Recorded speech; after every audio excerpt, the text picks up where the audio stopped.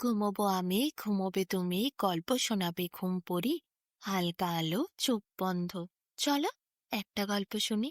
রাতের গল্প বাংলায় আজকের গল্প লোভী রাজকন্যা। এক দেশে রাজার একটি মাত্র রাজকন্যা ছিল। রাজকন্যা দেখতে বেশ সুন্দরী ছিল, কিন্তু তার একটি স্বভাব সবার খারাপ লাগতো। সে ভীষণ লোভী ছিল। রাজকন্যাও যে লোভী হতে পারে তা কি ভাবা যায়? রাজকন্যার হাতের কাছে তো সবকিছুই আছে, তাহলে লোভ কিসের? সাধারণ মানুষ যারা কোনোদিন সেরকম সুখ স্বাচ্ছন্দ্য পায়নি, তারা না হয় লোভ করতে পারে। যারা সারা জীবন কোনোদিন ভালো খাবার পায়নি, তারা ভালো সুস্বাদু খাবার দেখলে খাবারে লোভে পড়তে পারে। যারা সুন্দর পোশাক পরেনি, তারা পোশাক দেখলে দামি পোশাকে লোভে পড়তে পারে। আবার অনেকে টাকা পয়সা না থাকলে হঠাৎ এত টাকা পয়সা দেখলে তার লোভেও পড়ে।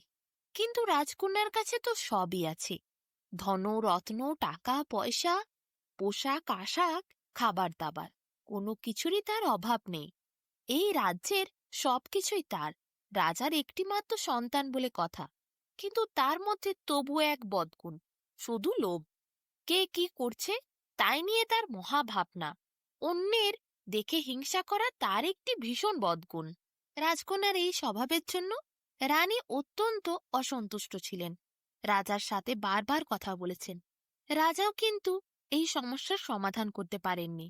বারবার কত দাসদাসীর সাথে ঝগড়া হয় রাজকন্যার, কত দাসদাসীকে সে কটু কথা শোনায়, লোভে পড়ে তাদের জিনিস নিয়েও নেয়। রাজকন্যার জন্য রাজার মাথা একেবারে হেট হয়ে যায়। একবার একটি দাসী তার মাথাতে অনেকগুলি সুন্দর গোলাপ ফুল চুলে বেঁধে ভালো করে কাজ করতে এসেছিল। তার চুলের গোলাপ দেখে রাজকন্যার বড্ড লোভ হলো। সে তার মাথার থেকে সব গোলাপ খুলে নিল, তারপর নিজের মাথায় লাগালো। আরেকবার একটি দাসী মাটির কিছু তৈরি করা পোড়ামাটির গয়না সে পরে এসেছিল, তাও দেখে তার লোভ হলো।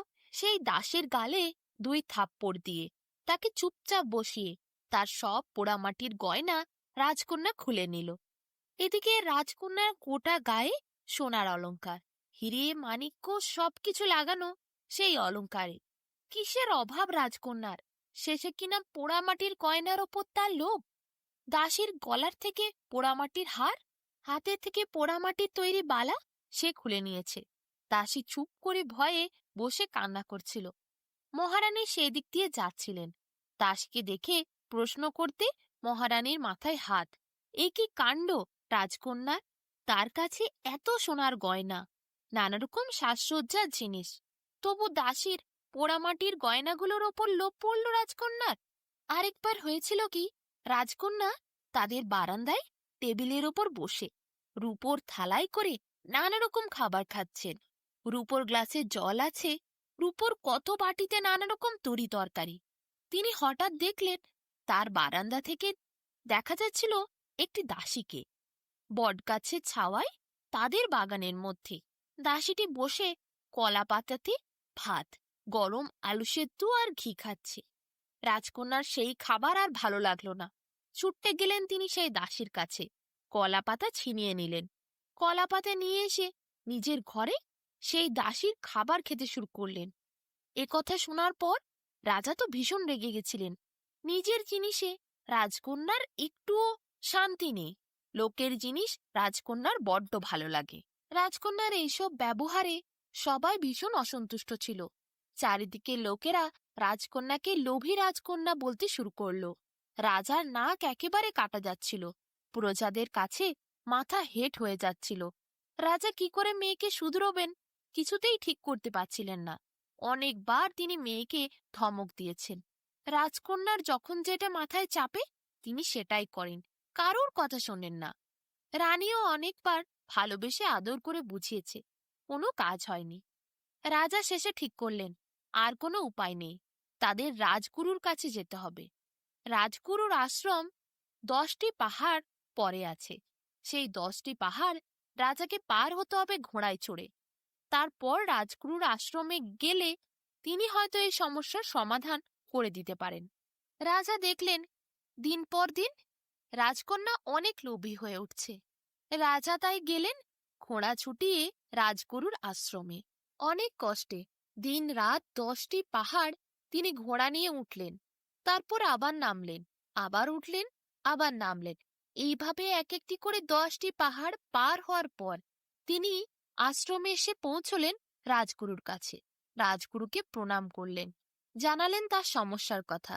রাজগুরু তো হো হো করে হেসে উঠল, বলল, ও লোভী, কে বলেছে তোকে? রাজা বলল, না গুরুদেব, ও লোভী, ও লোভে পড়ে সবার জিনিস নিয়ে নিচ্ছে। রাজগুরু হেসে বলল, না রে বাবা, ও লোভী নয়, ও লোভী রাজকন্যা নয় রে তোর। ওর মন বড়ই সহজ সরল। ও এত সুখ স্বাচ্ছন্দ্য পেয়েছে, তাই সেই জিনিসে আর তার প্রাণ ভরছে না। এরপর সহজ সরল জিনিস সে অনুভব করতে চায়। তাই কারুর সহজ সরল জিনিস দেখলে, মাটির জিনিস দেখলে, প্রকৃতির ছোঁয়ার জিনিস দেখলে সে আকর্ষিত হয়ে সেইখানে যায়। ওকে রাজকন্যার জীবন থেকে কয়েকদিনের জন্য মুক্তি দে। ওই চার দেওয়ালের ভেতর বন্ধ থেকে থেকে মেয়েটার সুখ স্বাচ্ছন্দ্যের প্রতি, বিলাসিতার প্রতি মন উঠে গেছে। আর ধনরত্ন তার কাছে সেই দাম পায় না। যে প্রতিদিন সোনার গয়না পরে, তার মাটির গয়না পরতে ভালো লাগে। আর যে প্রতিদিন মাটির গয়না পরে, সে সোনার গয়না চায়। যে রূপোর থালায় খায়, সে কলা পাতায় খেতে চায়। আর যে প্রতিদিন কলা পাতায় খায়, সে একবার হলেও রূপোর থালায় স্বাদ গ্রহণ করতে চায়। যে যেটা পায় সেটা সে কিছুদিন ভোগ করার পর তারপর মন উঠে যায়, আর সেই জিনিসটার প্রতি তার লোভ, মোহ, নেশা কিছুই থাকে না। নতুন জিনিসের ওপর তার ভালোবাসা জন্মায়, নতুন জিনিসের প্রতি মোহ জন্মায়। তবে হ্যাঁ, প্রকৃতির জিনিসের প্রতি ভালোবাসা আমাদের বরাবরই থাকে। মাটির গন্ধ, কলা পাতায় খাবার খাওয়া, স্নিগ্ধ শান্ত নদীর জল, মাঠের ওপর সবুজ ঘাসের ওপর ছুটে বেড়ানো, এগুলো আমাদের বড়ই কাছের। যতই আমরা সোনাদানা হিরে জহরতের দুনিয়াতে ফেসে থাকি না কেন, আমাদের ভালো লাগা কিন্তু প্রকৃতির কোলেই। রাজকন্যারও মনে প্রকৃতি তাই ডাক দিয়েছে। সেও চায় চার দেওয়ালের থেকে বেরিয়ে প্রকৃতির জিনিসের ছোঁয়া নিতে। তার আর ওই গয়নাগাটি ভালো লাগে না, তার প্রকৃতির ছোঁয়া চাই। তুই বরং এক কাজ কর বাবা, রাজকন্যাকে কয়েকদিনের জন্য একটু শান্তি দে। কোনো একটি ভালো আশ্রমে গুরুর কাছে পাঠিয়ে দে, না হলে পরিচিত কোনো মানুষের কাছে থাকতে দে কুঁড়ে ঘরে, যেখানে রাজকন্যা নিজের মতো থাকতে পারবে। সে প্রকৃতির ছোঁয়া নিতে পারবে, প্রকৃতিকে অনুভব করতে পারবে, অভিজ্ঞতা অর্জন করতে পারবে। দেখবি কিছুদিন পর রাজকন্যার শখ মিটলে, প্রকৃতির এত শক্তি নিজের মধ্যে ভরে নেওয়ার পর সে আবার রাজপ্রাসাদে ফিরে আসবে। সে প্রকৃতির শক্তিকে নিজে অনুভব করতে চায়। কিছুদিন কলা পাতায় খাক না, কলা পাতার স্বাদ গ্রহণ করুক। সোনার গয়না রাখা থাকা আলমারিতে পড়ুক, ফুলের গয়না পড়ুক, পোড়ামাটির গয়না। প্রকৃতির ছোঁয়া তাকে নতুন করে সাজিয়ে তুলবে। হাজার রকম তরি তরকারি দিয়ে খাবার তাকে আর খেতে হবে না। একটু গরম ভাতে আলু সেদ্ধ আর ঘি, নুন, এই খাবারটাই কয়েকদিন খাক রাজকন্যা। নিজেকে নির্মল করুক, প্রবৃত্ত করুক, বিলাসিতার জগৎ থেকে সরিয়ে একটু নিজেকে শান্তি দিক। সহজ সরলতার মধ্যে, প্রকৃতির মধ্যে যে শক্তি আছে, সেই শক্তি মানুষকে নতুন করে সজীব করতে পারে। রাজকন্যা কেমন শক্তিহীন হয়ে গেছে, তার শরীরে এই বিলাসিতা আর সুখ ভোগ করে করে আর শক্তি নেই। একটা নতুন প্রাণ দরকার তার। যখন রাজকন্যা সবুজ ঘাসের ওপর ছুটবে, নীল আকাশের দিকে তাকাবে, অন্ধকার রাতে কোনো ফাঁকা জায়গায় বসে তারাদের দিকে চেয়ে থাকবে, তখন তার মনে প্রকৃতি শক্তি ভরে দেবে।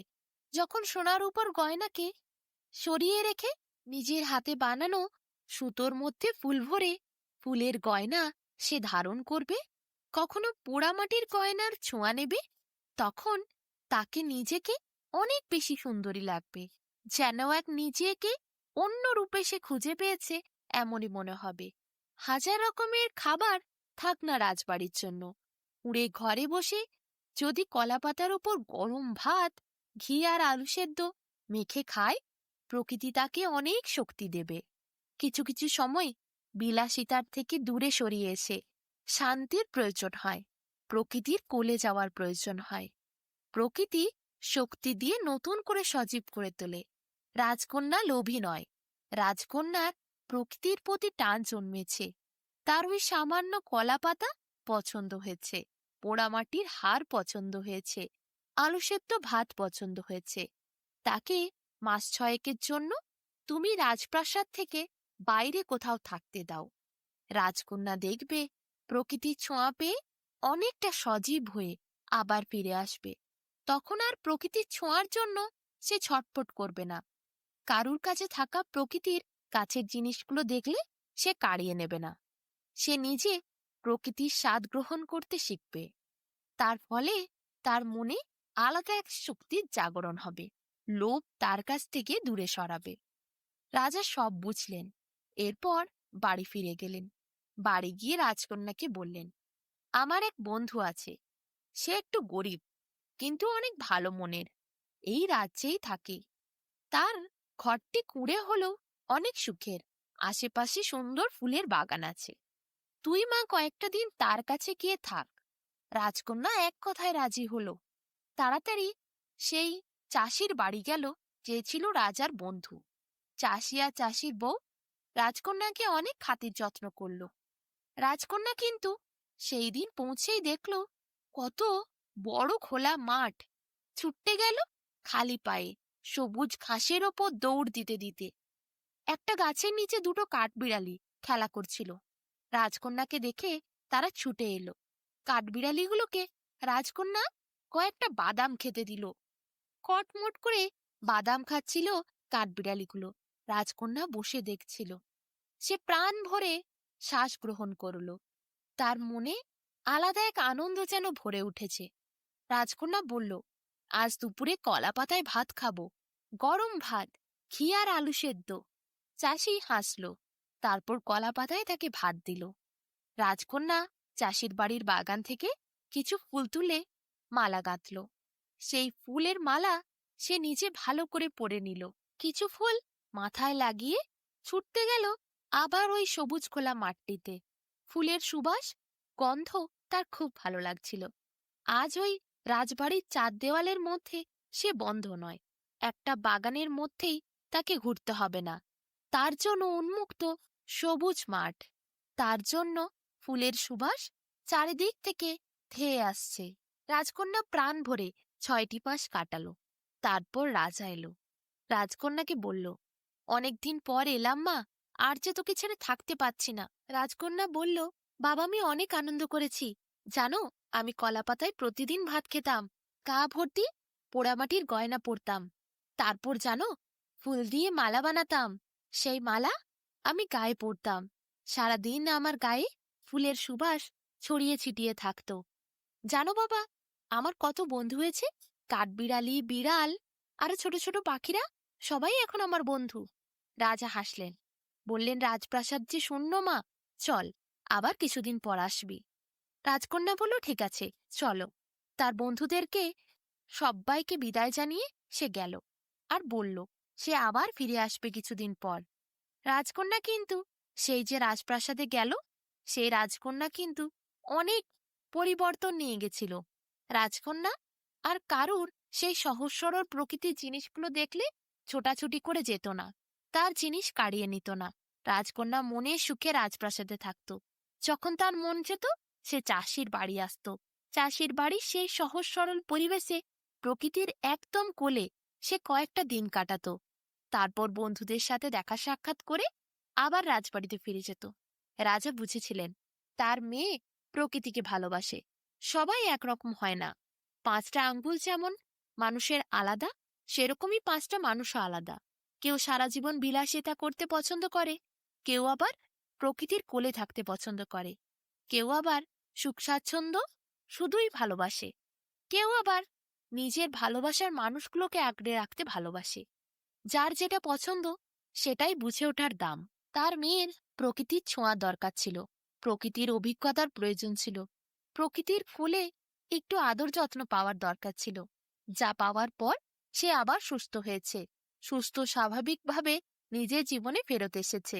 সত্যি, গুরুদেবের কথা মনে করে রাজা প্রণাম করলেন।